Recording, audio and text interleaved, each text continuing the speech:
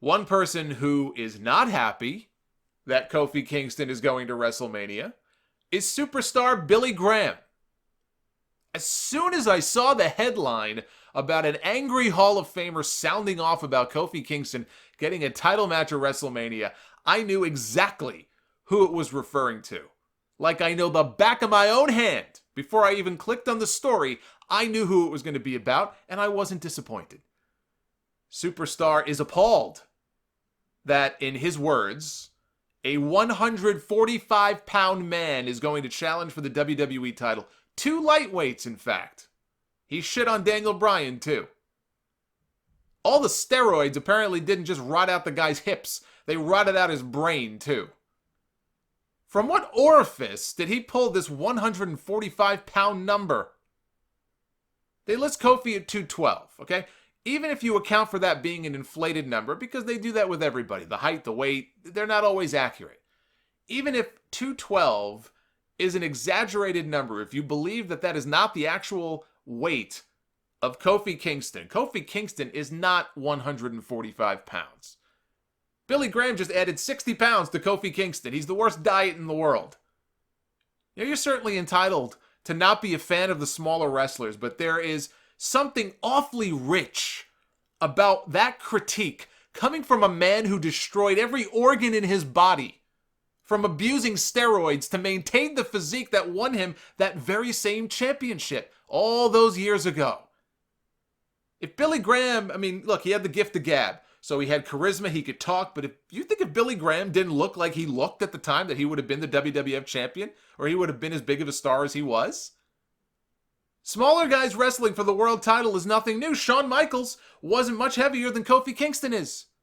And some call him the greatest champion of all time. If Billy Graham ran WWE back in the mid-90s, we never would have had Bret Hart. We never would have had Shawn Michaels as champion. It would have been Sid for 5 straight years. It's a dated viewpoint. It is less about size, and it's more about personalities. But he's an old school guy. He was a guy who took all the steroids in the world and got all jacked up to the gills, and so he doesn't know from it. He's got one frame of reference and one point of view, and he just can't understand. I just can't understand. Why is Vince McMahon listening to the fans and giving them a challenger that they wanted? You know what's interesting about this? If Billy Graham had a say in the matter, let's go back to 2014 for a second. Batista came back to WWE. Oh, Batista is built in the same mold as Billy Graham. Billy Graham, he pleasures himself when he looks at Batista, right? That's exactly the kind of wrestler Billy Graham, I'm sure, loves, because he used to look like that. And those are the kind of guys he remembers from wrestling way back when. The plan when Batista came back in 2014 was to win the Royal Rumble and go on to win the championship at WrestleMania.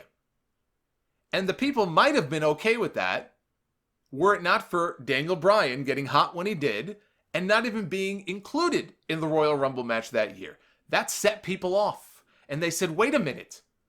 We like this guy. This guy's been in the mix and in the main storyline now for the last 3 or 4 months. We thought this was building to something, and you mean to tell me the reason that Daniel Bryan is not going to WrestleMania is because you wanted to bring back this jacked up guy who hasn't wrestled in God knows how many years and just stick him in the WrestleMania main event? And the people rebelled.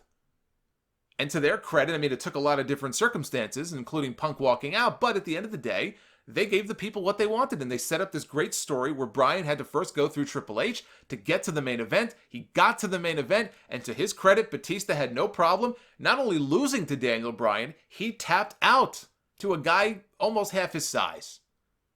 Because Batista knew that's how you do business. He didn't bitch and moan publicly about how ridiculous it was. He was an advocate for Daniel Bryan going back even years before, when Bryan was even smaller and even less of a big deal in the company. This was before Batista left the first time. I can only imagine what Billy Graham must have thought of that. What is WWE doing? Why are they taking Batista out of the picture or putting this smaller guy in there and having him beat Batista? He probably had an aneurysm. But these are examples of WWE actually doing what the fans are dictating. I thought that the wrestling business was supposed to be, at least in large part, built upon being able to listen to your audience and feel out the crowd. They can't always get everything they want, But when they get behind somebody and they get passionate about somebody, you should be able to pick up on that and capitalize on that. Utilize that. Make money off of that. Give the people what they want when they shout loud enough and long enough. You know, guys could be popular one week and not a big deal the next, but Daniel Bryan, man, for months on end, the people would go crazy. And that's kind of what we're seeing now with Kofi Kingston. So you don't have to be a Kofi Kingston fan, but this fucking idea that Kofi Kingston's 150 pounds soaking wet, this company is going to hell in a handbasket. No, the wrestling business would be going to hell in a handbasket with that viewpoint. Thank God we don't have more people these days who think like he does.